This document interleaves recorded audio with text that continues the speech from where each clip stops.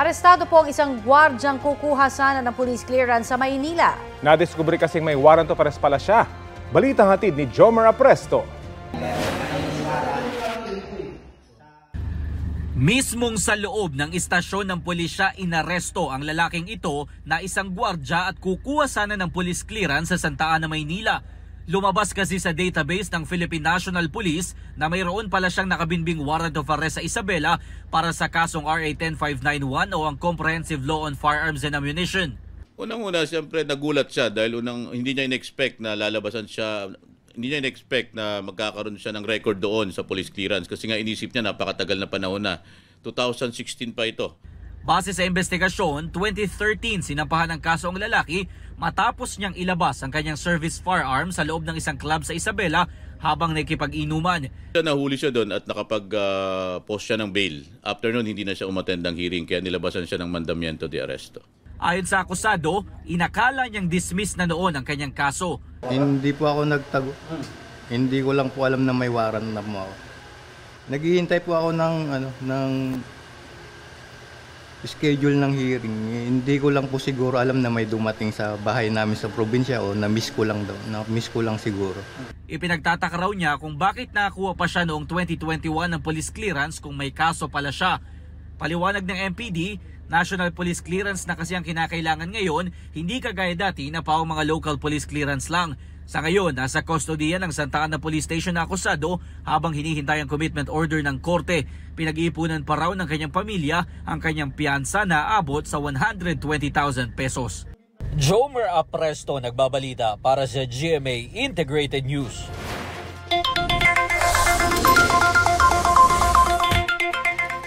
Sa mga mamimili, good news dahil bahagyan ang bumaba ang presyo ng pansahog na kamatis sa ilang pamilihan sa Metro Manila. Ayon po sa ilang nagtitinda, nasa 150 pesos na ang kada kilo ng kamatis na dati umabot hanggang 180 pesos. Mula raw ang supply na yan sa gitna ng Hilagang Luzon. Batay po sa pinakahuling monitoring ng Department of Agriculture, nasa 135 hanggang 170 pesos ang kada kilo ng kamatis sa NCR. Sabi po ng DA, posibleng bumaba na ang presyo ng kamatis sa susunod na 2 linggo dahil panahon na po ng anihan. Nanawagan ang Chinese Embassy sa ating gobyerno na protektahan ng mga Chinese na nasa bansa.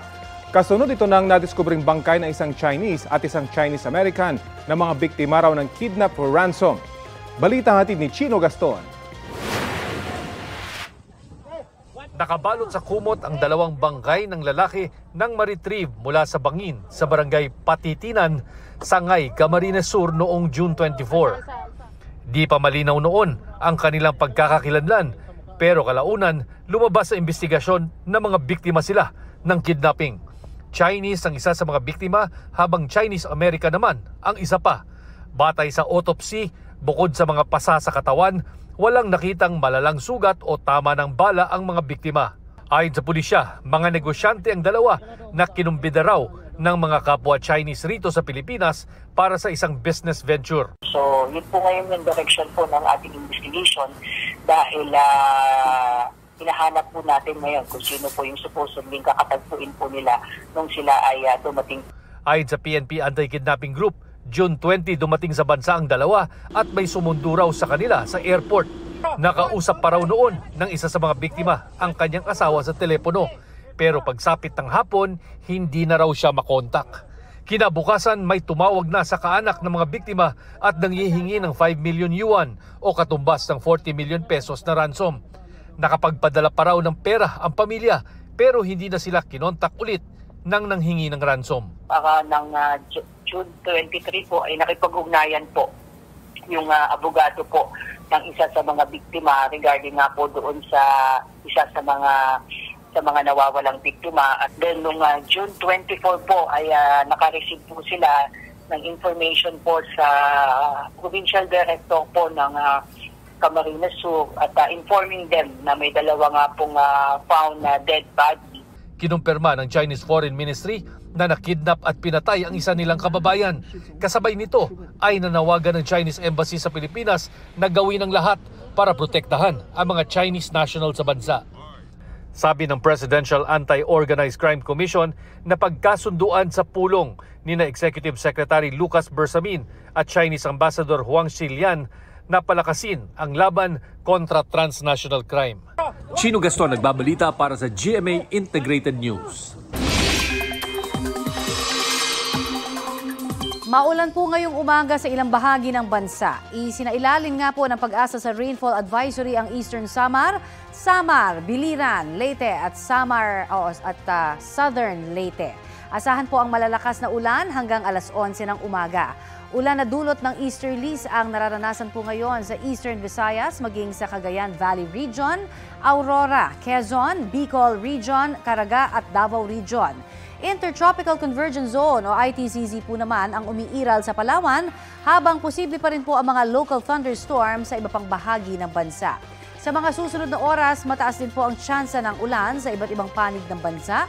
Kasama na po ang Metro Manila, base po yan sa rainfall forecast ng Metro Weather. Posible po ang heavy to intense rain sa maaring magdulot ng baha o landslide.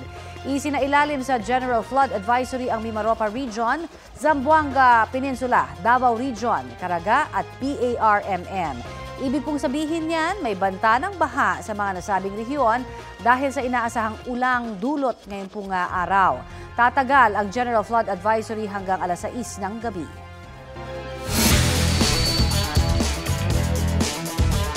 One step closer ang Gilas Pilipinas para makapaglaro sa 2024 Paris Olympics. Yan ay matapos magwagi ng ating national men's basketball team sa kanilang opening game sa FIBA Olympic Qualifying Tournament sa Latvia. Sa kabila ng home court advantage, pinatumba ng Gilas ang world number 6 na Latvia sa score na 89-80. Historic win dahil yan ang unang panalo ng Pilipinas laban sa isang European team sa official FIBA competition sa loob ng 64 years. Big scorers ng Gilas si Justin Brownlee with 26 points at si Kai Soto with 18 points. Para makausad sa semifinals, kailangang talunin ng Gilas ang Team Georgia sa group stage. Kung matalo man, hindi dapat makalamang ang Georgia ng 19 points o pataas. Tanging ang mananalo sa finals ng FIBA Olympic Qualifier ang otomatikong mabibigyan ng ticket sa Paris Olympics. Huli ka ang pagpasok ng lalaking yan na naka-helmet at may dalang kutsilyo sa isang lugawan sa Barangay Bulua sa Cagayan de Oro.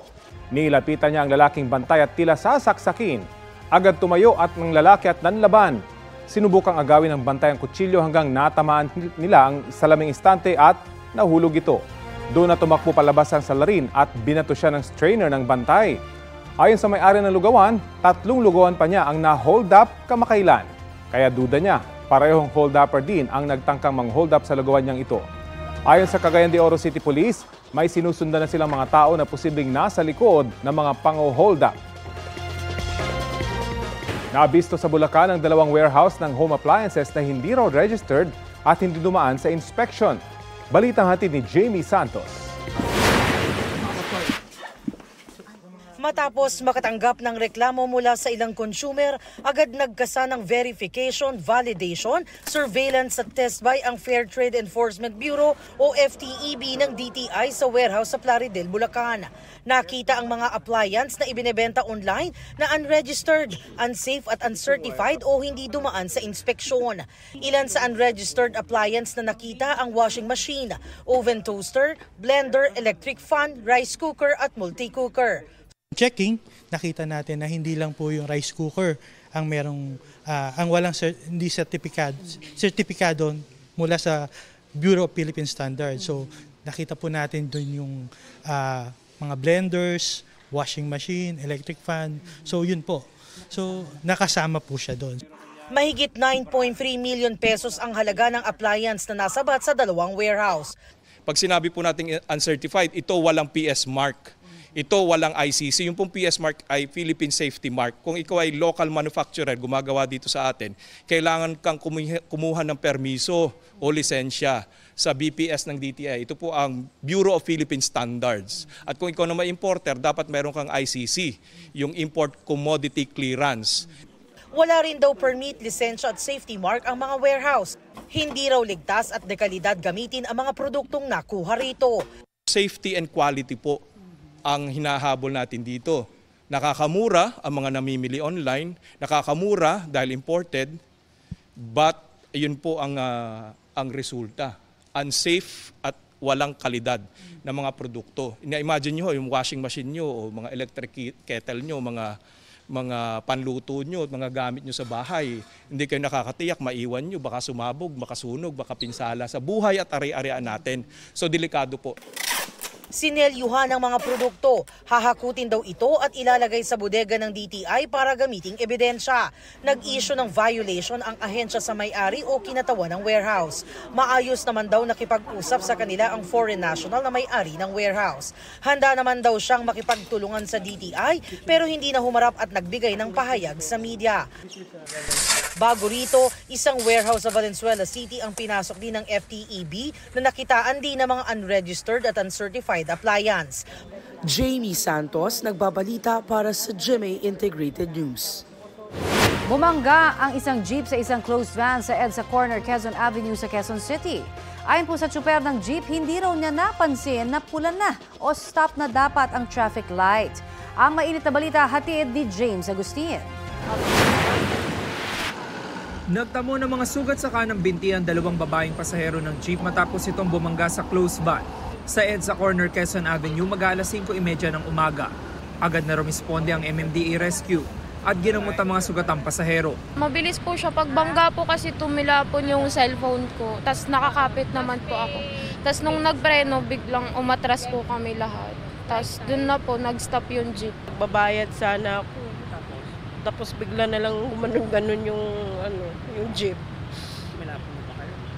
Pumasok ako doon sa may ako kasi nasa huli ako eh. Biglang subok ko sa may pinakailalim na upuan. Galing sa Quezon Avenue ang jeep at patawid ng EDSA. Ang close van naman binabagtas ang EDSA southbound. Sa lakas ng pagkakabangga na UP ang gilid na bahagi ng close van. Tumagas ang diesel nito sa EDSA kaya naglagay ng pusot ang MMDA. Ang jeep naman dumiretso sa mga halaman sa bangketa at nabangga pa ang isang puno. Kwento ng jeepney driver, hindi raw niya napansin na nakastop na ang traffic light sa intersection. Napasunod pa ako sa sinusundan ko, akala ko nakago pa po eh. Nakago kami, yung isang jeep, dire-diretso, bigla pong sumalpok sa gilid namin. Po yung tangke ng diesel. Nahatak ang mga sasakyan bago mag-alas 7 ng umaga. Patuloy ang investigasyon. James Agustin, nagbabalita para sa GMA Integrated News. Patay ang isang babae sa Virac, Catanduanes matapos makuryente sa depektibo umanong radyo na nabili online. Sa Binyan, Laguna naman nagliyab sa gitna ng South Luzon Expressway ang isang pampasaherong bus. Ang mainit na balita hatid ni Paul Hernandez ng GMA Regional TV. Nabalot ng makapal na usok ang nagliliyab na pampasaherong bus na yan sa South Luzon Expressway sa bahagi ng Binyan, Laguna.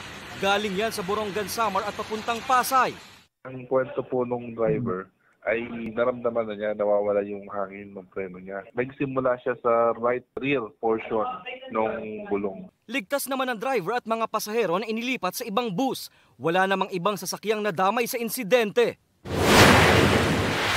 Patay ang driver ng isang closed van matapos salpukin ng kasalubong na truck na kargado ng oxygen tank sa Santa Cruz, Ilocos Sur. Nasawi rin ang nadamay na motorcycle rider. Nasa outer lane ng kalsada ang rider at pareho silang pa-southbound ng closed van. Ayon sa PNP, umagaw ng linya ang truck dahilan kaya nasalpok ang closed van at sunod na sinalpok ang rider bago tumama sa concrete barrier. Sinampahan na ng reklamo ang driver ng truck na wala pang pahayag. Sinusubukan pa ng GMA Regional TV na makuha ng pahayag ang pamilya ng mga nasawi. Nasawi ang isang babae sa Virac, Catanduanes dahil umano sa depektibong radyo na nabili online. Kwento ng kanyang mister, sinubukang paganahin ng biktima ang bagong biling radyo pero nakuryente siya.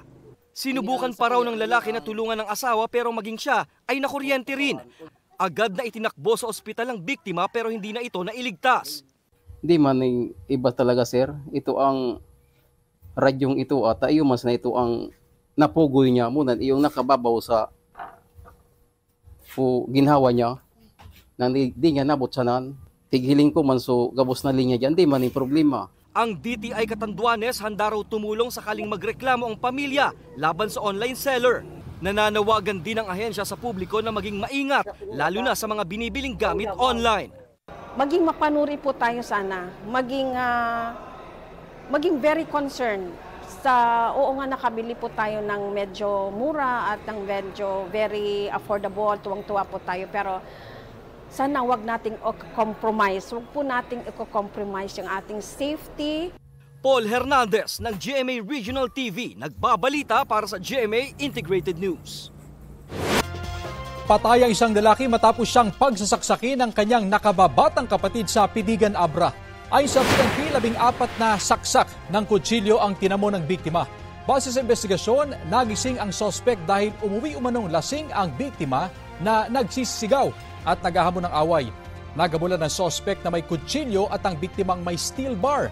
Nakailag ang sospek nang hampasin siya ng steel bar ng biktima pero nagtamo ng malaking sugat sa leeg. Pagkatapos, pinagsasaksak ng sospek ang biktima. Giit ng naarestong sospek, self-defense ang ginawa niya. Matagal na rin daw silang hindi magkasundo ng kanyang kuya. Maharap ang sospek sa reklamong homicide. Pinabulaanan ng isang maritime law expert ang pahayag ni Senadora Amy Marcos na may hypersonic missiles umano ang China na nakaumang sa Pilipinas. Sabi ni Attorney Jay Batubakal, espekulasyon at walang factual basis sa mga ito, maliban na lang daw kung may access si Senador Marcos sa war plans ng China. Sa viral TikTok video, sinabi ni Senator Marcos na may 25 hypersonic missiles umano ang China na target ang EDCA sites sa bansa. Ang hypersonic missiles ay 5 beses na mas mabilis sa speed of sound kaya mahirap o imposibleng maharang ng air defense systems. Nang tanungin si Senador Marcos, hindi siya nagbigay ng detalye kung ano o sino ang kanyang source. Nakita ko lang sa isang report at mukha siyang reliable pagkat yung tinutumbok niya yung mga EDCA sites. Sineryoso raw ng Armed Forces of the Philippines sa mga pahayag ni Senadora Marcos. Makikipag-ugnayan daw ang AFP sa Senadora para kumuha ng karagdagang detalye. Ganyan din daw ang gagawin ng National Security Council. Sa ngayon, wala raw silang namomonitor na banta mula sa China. Ang Department of National Defense hindi nagkomento dahil hindi pa raw nila nakita o nabasa ang mga umunoy plano na tinutukoy ng Senadora. Hinihingi pang pahayag ng Chinese Embassy at Department of Foreign Affairs tungkol dito. Nitong Martes lang, nagpulong sa 9th Bilateral Consultation Mechanism ang mga kinatawan ng Pilipinas at China. Kabilang sa napag-usapan ang pagpapahupa ng tensyon sa West Philippine Sea. May alok na pabuya ang NBI para sa makapagtuturo sa isang Alice Leal Guo na taga Quezon City na may parehong pangalan at birthday pero ibang fingerprint at litrato kay suspended Banban Tarlac Mayor Alice Guo. Ang fingerprint naman ng kapatid ng alkalde nag-match sa isang Chinese national. Balitang hatid ni Sandra Aguinaldo. Nasaan na si Alice Leal Guo? Ang kapareho ng pangalan, kaarawan at lugar ng kapanganakan ni suspended Banban Mayor Alice Guo pero iba ang mukha base sa record ng National Bureau of Investigation o NBI. Quezon City ang nakalagay na address nito sa NBI clearance pero matapos ang ilang linggong paghahanap, hindi pa rin siya natuntun. Kaya nag-alok na ang NBI ng 50,000 pesos na pabuya. Tanungin natin, bakit mo ginawa yun? Sino may utos sa'yo? Maaaring may nag-instruct sa kanya, kumuha ka ng clearance, gamitin mo, eto, Alice Guo, born on July 12, 1986, pinanganak ka sa Tarlac. O, bayaran kita ng 20,000, kuha ka. Ay for whatever purpose, kung ano man ang pakay nila. Hindi malinaw kung may kaugnayan ang Alice Leal Guo ng Quezon City kay Mayor Guo. Pero sabi noon ni Senadora Riza Ontiveros, posibleng kinuha ni Mayor Guo ang identity ni Alice Leal Guo ng Quezon City. Base sa pagsusuri ng NBI, magkaiba ang fingerprints ng dalawa. Nauna na namang kinumpirma ng NBI na nagtugma ang fingerprints ni Mayor Guo at ni Guo Waping na sinasabing totoong identity niya. Ayon sa COMELEC, ikukumpara rin ito ng kanilang fingerprint expert. Ang COMELEC ay may sariling handwriting and fingerprint experts. Kung yung fingerprint ng namang Go Wampi o Go Waping at saka yung nasa amin ay iisa rin, So, kayo na magawa ng konklusyon tungkol sa bagay na yan. Hiniling na ng COMELEC na mabigyan sila ng findings ng NBI sa kasong paglabag sa Omnibus Election Code na posible nilang isampa laban kay Go. May kaugnayan raw ito sa posibleng pagsisinungaling ni Go sa kanyang Certificate of Candidacy nung tumakbo siyang mayor. Ang kapatid naman ni Mayor Go na si Wesley Leal Go, nagmatch ang fingerprint kay Go Shangdian na dumating sa Pilipinas mula Fujian, China noong 1999 gamit ang Chinese passport. Base yan sa pagsusuri ng NBI ayon kay Senador Win Gatchalian. Pagpapakita lang daw ito na inabuso ng pamilya Go ang late registration process para palabasin na sila ay Pilipino. Ayon sa abogado ni Mayor Go, hindi pa opisyal na ipapaalam sa kanila ang fingerprint findings ng NBI. Aalamin pa raw niya sa kanyang kliyente ang reaksyon dito. Pero sakaling may magsampa ng kaso kaugnay niyan, susuriin nilang maigi kung totoo ang naturang mga dokumento. Sandra Aguinaldo, nagbabalita para sa GMA Integrated News. Ito na ang mabibilis na balita sa Metro Manila. 2 ang arestado sa magkahiwalay na drug buy-bust operation sa Taguig. Sa Barangay Rizal, na-corner ng pulis ang lalaking suspect. Nasabat sa kanya ang humigit kumulang 50 grams ng shabu na may halagang 340,000 pesos at 360 grams ng marijuana na nasa 43,000 pesos ang halaga. Dati na siyang nakulong dahil din sa iligal na droga. Itinanggi niya ang bagong paratang. Sa Barangay Ibayo Tipas naman, nahuli ang isang babaeng suspect. Na-recover sa kanya ang mga nasa 26 grams ng shabu na may halagang mahigit 180,000 pesos. Aminado siya nagbebenta ng iligal na droga. Naharap sila sa reklamong paglabag sa Comprehensive Dangerous Drugs Act of 2002. Sa Quezon City, arestado ang 2 lalaki na magkasabwat daw sa pagbebenta ng shabu. Nakuha sa kanila mga sachet ng hinihinalang shabu na nagkakahalaga ng mahigit 20,000 pesos. Dati nang nakulong ang magkaibigan dahil din sa kasong may kinalaman sa droga. Bukod dyan, nakuhanan din ang isa sa mga suspect ng baril na kargado ng mga bala. May dating record siya ng kasong pagnanakaw. Itinanggi ng mga suspect na nagbebenta sila ng shabu. Inamin naman ng isa na sa kanya ang mga nakumpiskang baril.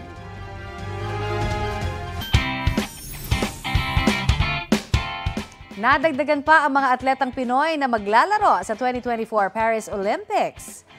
Nag-qualify po na rin si John Cabang Tolentino sa 110-meter hurdles event. Paris-bound na rin si Lauren Hoffman na nag-qualify naman sa 400-meter hurdle event. Kabilang din po sa lalaban sa Olympics sina Jarrod Hatch at Kayla Sanchez para sa swimming. Ayon sa Philippine Olympic Committee, 22 atletang Pinoy na ang sasabak sa Paris Olympics na magsisimula sa July 26.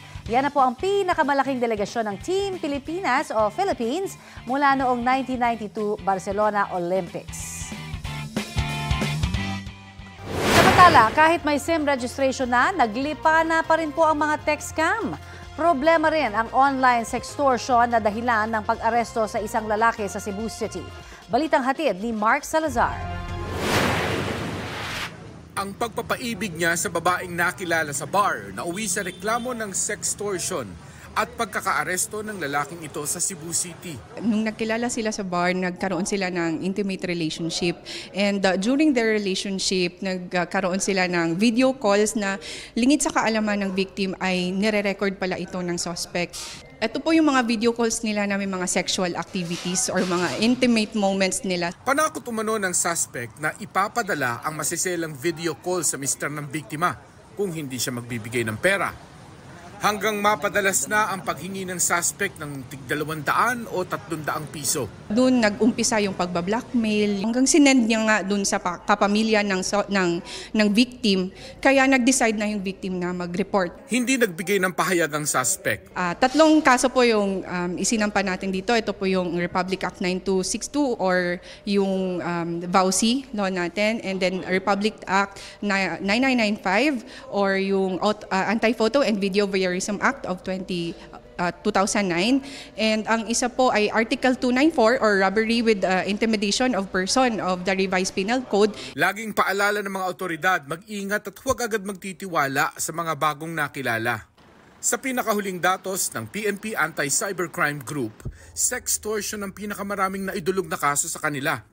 198 cases na yan mula Enero hanggang Hunyo ngayong taon, mas mataas sa 181 na bilang sa kaparehong buwan ng isang taon. Sa pag-iimbestiga naman sa mga tech scam at iba pang online financial fraud, naaalarma ang Cybercrime Investigation and Coordinating Center o CICC. Lumalabas kasing unregistered SIM cards ang ginagamit sa panloloko sa kabila yan ng SIM card registration law kung saan binigyan ng hanggang July 2023 ang pagpaparehistro ng mga lumang SIM para hindi ma-deactivate sa parehong buwan. Nasa 900 reklamo na tungkol dyan ang natanggap ng CICC sa unang 4 na buwan pa lang ng taon, kumpara sa halos 2,000 para sa buong 2023. It is increasing in an alarming state. Chances are it might be a syndicated operation. Looks like a call center, no? May mga kausap, marami nagsasalita. So it might be organized crime. Marami umano sa mga ito ay mula sa Smart Communications na pinagsumiti na ng report. Tumanggi muna magbigay ng pahayag ang National Telecommunications Commission, ang regulator ng mga telco. Sabi naman ng Smart, pinaiigting nila ang kanilang hakbang laban sa mga scammer at mga gumagamit ng registered SIM sa panluloko. Mula January hanggang May nitong taon, higit 600,000 SIM card na ang kanilang na-blacklist. Gumagamit na rin aniya sila ng makabagong teknolohiya para matiyak ang identity ng mga nagpaparehistro ng SIM. Nakipag-ugnayan din ang CICC sa GCash matapos mapabalitang na-hack ang kumpanya. Pero pagtitiyak ng GCash, walang indikasyon ng data breach sa kanilang system at ligtas ang accounts ng kanilang mga customer. Hinala ng CICC may nagyayabang lang na hacker pero hindi naman napasok ang sistema ng GCash. Ito ba'y totoo na nangyari, no? Of course, we're looking at the potential na if you trace sa dark web, wala ka naman makita dun sa ibang reported hack. So, is this hacker or scammer? Mark Salazar, nagbabalita para sa GMA Integrated News. Buenos dias mga mare at pare! Nasa Pilipinas na ang reigning Miss International from Venezuela na si Andrea Rubio. Sinalubong siya kahapon ni na Miss International 2013 Bea Rose Santiago, Miss International 2023 third runner-up Nicole Borromeo at Binibining Pilipinas International 2023 Angelica Lopez. Nasa bansa si Queen Andrea para sa kanyang special guesting sa Grand Coronation ng 60th Binibining Pilipinas this Sunday. Chika niya sa inyong kumaray, malaki raw pala ang pagkakapareha nito nating mga Pinoy sa kanilang Venezuelans. It's a long trip, but I'm so honored and excited to see all of these new faces. And you're so nice. You're like Venezuela is true. Like you're so much like us. Like so happy, sparkly. Dalawang bagong karakter naman ang ipinakilala kagabi sa Kapuso top action drama na Black Rider. Si Adrian Park, played by Opa Kim Jisoo, at si Moises na ginagampanan ni Sparkle star Jack Roberto. Ang tanong ng netizens, kakampi kaya sila o panibagong tinik sa buhay ng bidang si Elias played by Ruru Madrid? Mabibilis na balita po tayo. Dead on the spot ang isang lalaki matapos barilin sa loob ng tinutulugan niyang pedicab sa Baseco, Maynila. Isang residente ang nakarinig ng putok ng baril. Nang silipin, nakita niya ang dugo ang biktima sa loob ng pedicab. Ayon sa pulisya, binaril sa sentido ang biktima. Wala raw ideya ang pamilya ng lalaki kung sino ang bumaril sa biktima. Kinala nila may kaugnayan ito sa dati niyang mga kasong may kinalaman sa pagnanakaw. Naaksidente ang isang delivery rider sa ibabaw ng C5 Ortigas flyover kagabi. Ayon sa saksi, bigla raw may nalaglag na malaking kahoy sa truck sa harap ng rider na tumama sa kanya. Sumemplang ang rider at dinala sa ospital. Hindi na nakuna ng pahayag ang driver ng truck na nakalayo na sa lugar. Mga mare at pare, inilabas na ang teaser video ng upcoming two-night concert ni Asia's Limitless star Julian San Jose at SB19 member Stel.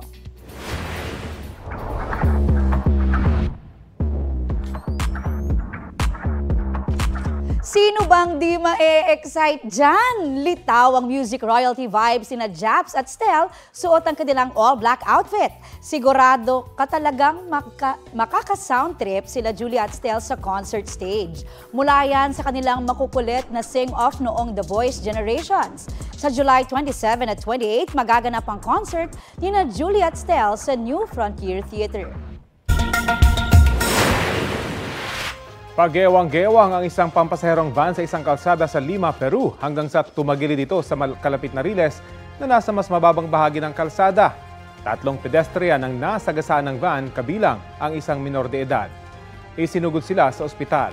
Tumakas naman ang driver at konduktor ng van.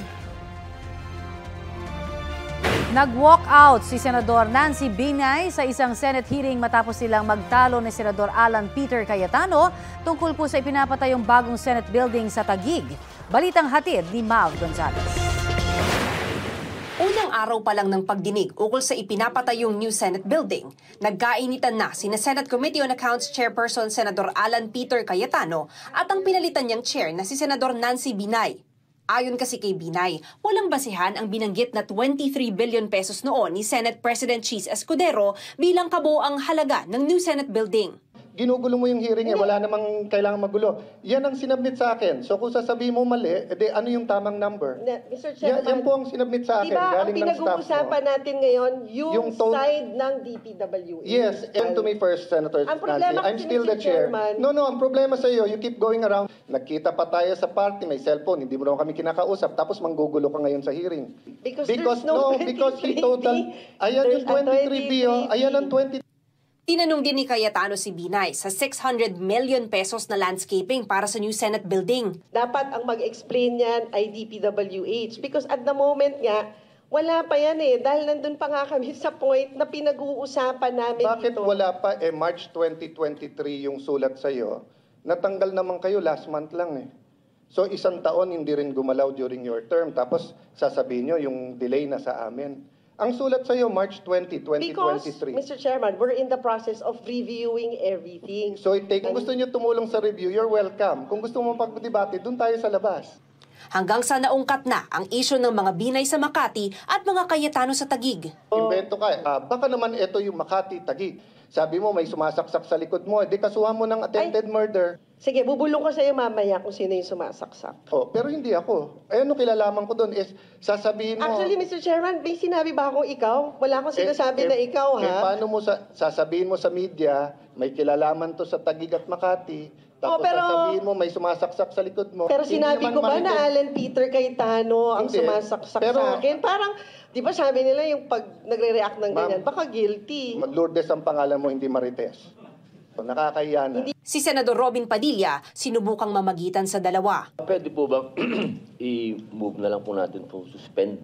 Paliwanag ni Cayetano, galing mismo sa Senate Coordinating Staff ng mga tauhan dati ni Binay ang halagang 21.7 billion pesos para sa new Senate building. Kapag isinama ang ipinambili ng lupa na mahigit 1.6 billion pesos, aabutin ito ng mahigit 23 billion pesos. Pero giit ni Binay, hindi naman sakop ng ginagawa ng DPWH yung ipinambili ng lupa. Gusali lang ang pinag-uusapan, bagay na pinag-awayan na naman ng dalawa. Ang problema, hindi ka nakikinig. Yun na nga, Mr. Chairman. Ikaw nga, hindi ka marunong magbasa. 21, naging 23. Hindi ko sinabing 23 ang galing sa kanila. So, ma'am, make your point and then move on.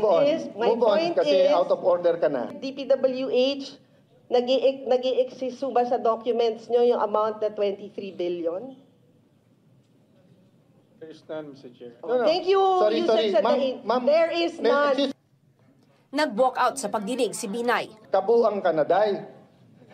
Tapusin natin na maayos to. Senado to ng Pilipinas, hindi to palengke. It reminds me of 2015. Mukhang doon talaga, this is a replay of the 24 Senate hearings noong 2015. Parang may ganong treatment sa inyo. How does that... Siyempre, tao lang din naman tayo. And parang yung sugat na akala ko naghilom na, parang binuksan muli dahil naalala ko yung ginawa sa pamilya ko kung paano nila sinira yung pangalan namin. Ang tinutukoy niyang pagdinig noong 2015 ay ang pag-usisa ng Senado sa pangunguna ni Cayetano rin sa umano'y pagiging overpriced ng Makati City Hall Parking Building 2. Ang kontraktor ng proyektong yon na Hillmars Construction Corporation ay siya ring kontraktor ngayon ng New Senate Building. Samantala, inamin ng DPWH na hindi pa tiyak kung kailan matatapos ang buong New Senate Building na mahigit 800 araw ng delayed. Yung mga delays na pong yun ay dahil po sa mga variation. Yes, may sinabi. From the time Senator Escudero and myself took over, may delay ba tayo? May hininto ba kami na cost delay? Wala pa pong delay yung project. Lumabas din sa pagdinig na aabutin ng halos 700 million pesos ang variation orders o yung mga pagbabago sa Phase 1 at Phase 2 ng New Senate Building. Ang design fee na 258 million pesos noong una, lumobo na sa nasa 430 million dahil sa mga revision. Hindi pala kasi nag-usap ang Senado at ang designer bago inilabas ang detailed architectural and engineering design. Sa mga susunod na pagdinig, ipapatawag naman daw ng komite ang contractor at Senate coordinating team para ipaliwanag ang mga gastusin sa New Senate Building. Mav Gonzalez, nagbabalita para sa GMA Integrated News. Kaugnay pa rin sa pag-walkout ni Senator Nancy Binay sa pagdinig tungkol sa ipinapatayong New Senate Building. Makakausap natin siya ngayon sa telepono. Magandang umaga at welcome po sa Balitang Hali. Magandang umaga, Rafi, at syempre sa lahat ng sumusubaybay ng programa nyo. Good morning. Good morning po. Senator, nakapag-usap na ba kayo ni Senador Cayetano matapos kayo magkainitan kahapon? I don't think gusto niya ako kausapin.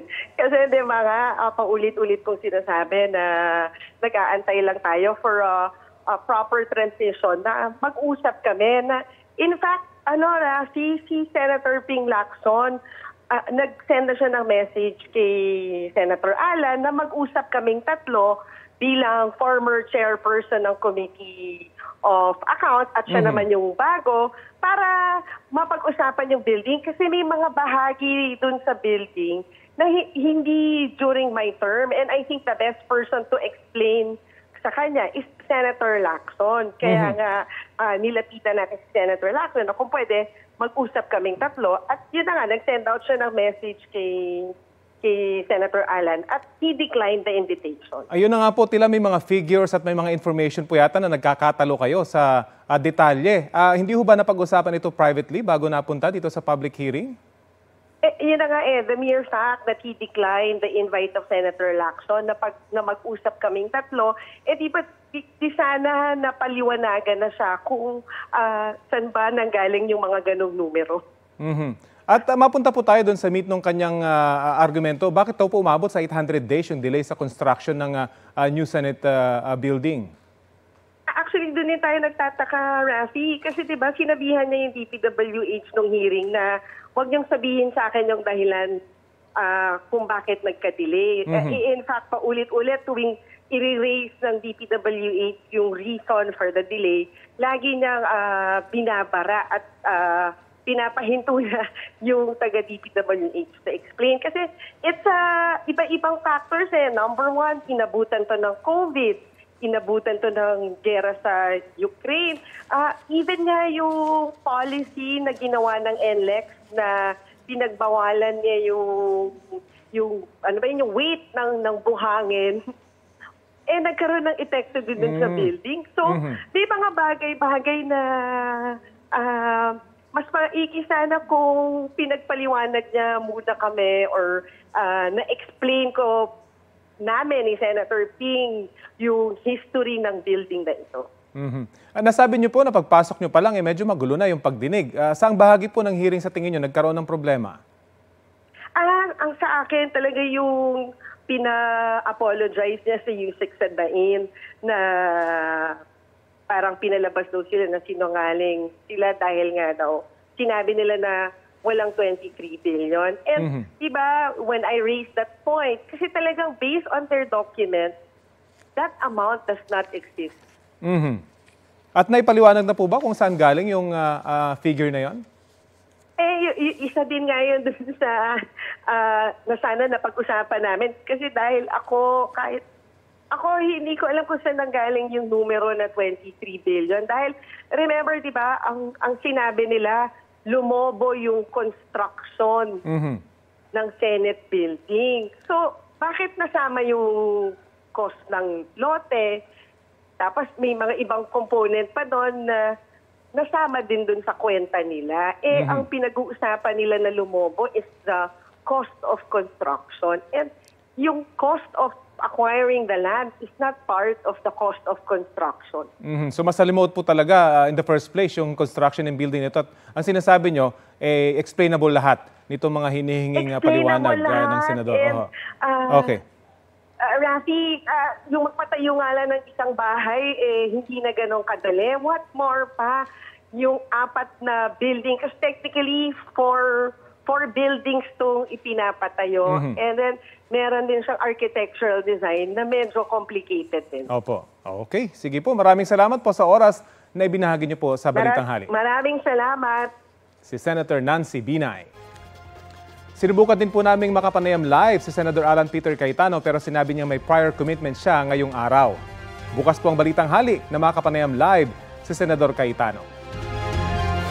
Patay ang isang mag-asawa sa Zamboanga del Norte matapos silang maaksidente habang ibinibiyahe nila sa motorsiklo ang namatay nilang anak. Sa Cebu City naman, kalaboso ang isang habal-habal driver matapos umanong bastusin ang isang babae. Ang mainit na balita hatid ni Alan Domingo ng GMA Regional TV. Arestado ang isang habal-habal driver sa Cebu City dahil umano sa reklamong pambarasto sa isang tindera. Depensa ng suspect, biro o nagpapatawa lang siya sa babae. Inamin niyang nasambit sa dalaga na siya na lang ang kanyang bibilhin imbis sa tinitindang ulam. Nag-sorry na rin siya sa biktima. Walang pahayag ang dalaga pero desidido siyang magsampa ng reklamong paglabag sa Republic Act 11313 o Safe Spaces Act. So let us be careful of our comment, especially kung atong hatagan og comment is wala ta kaila. Ug unsa iyahang giagian o kinsa puno siyang tawana. 2 putok ng baril ang narinig sa labas ng isang bahay sa Iloilo City. Binaril pala ang isang Indian national na magpaparada lang sana ng motorsiklo sa inuupahang bahay. Kay abi kuno na gani nagsulod lang sa balakay sige pandar. Tiya mo na to gali nga tumba na da sa gatakilid di ang motor ari kaya di sa dayon. Hindi na umabot ng buhay ang biktima sa ospital dahil sa tama ng bala sa kanyang likod. May nakuha ng CCTV footage ang pulisya at kinukumpirma na kung ang nakunan sa video na isang sasakyan at isang motorsiklo ay ang getaway vehicle ng mga salarin. Tinututukang motibo sa krimen ang negosyo niyang pautang at ang sinasabing pagwawala niya sa lugar tuwing nalalasing. Patay sa aksidente ang isang mag-asawa sa Leon B. Postigo, Zamboanga del Norte. Base sa investigasyon, minamaniho ng lalaki ang kanyang motorsiklo habang angkas ang kanyang misis at kakunvoy ang isa pang motorsiklong sakay ng kaanak nila nang mabangga sila ng kasalubong na pick-up truck. Karga noon ng misis ang labi ng pumanaw nilang 1 buwang gulang na anak na babae. Baby ma'am, naiyakap lang nung mother ma'am. Nagkasagian sila nung kakonvoy niya po. And then, so happen na nung nawalan ng control ma'am, is going na yung motor sasakyan na approaching the head-on collision po and then tumalsik po sila, pabalik po doon sa lane nila. Nasawi sa ospital ang mag-asawa. Ligtas naman ang kasamahan nilang sakay ng isa pang motor.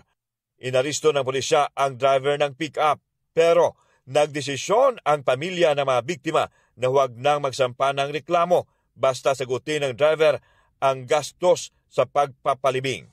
Alan Domingo ng GMA Regional TV nagbabalita para sa GMA Integrated News.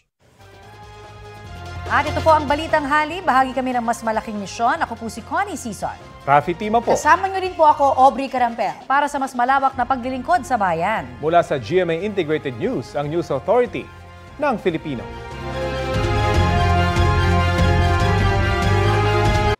Kapuso, para sa mga maiinit na balita, mag-subscribe sa GMA Integrated News sa YouTube. Sa mga kapuso naman abroad, subaybayan nyo kami sa GMA Pinoy TV at sa www.gmanews.tv.